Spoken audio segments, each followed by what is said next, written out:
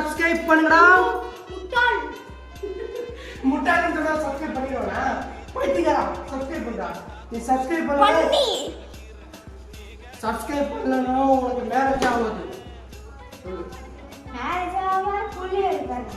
சரி, நான் செவனே தானா போய்க்கிருந்தேன். யாரு வம்பு தும்புக்காச்சும் போனனா?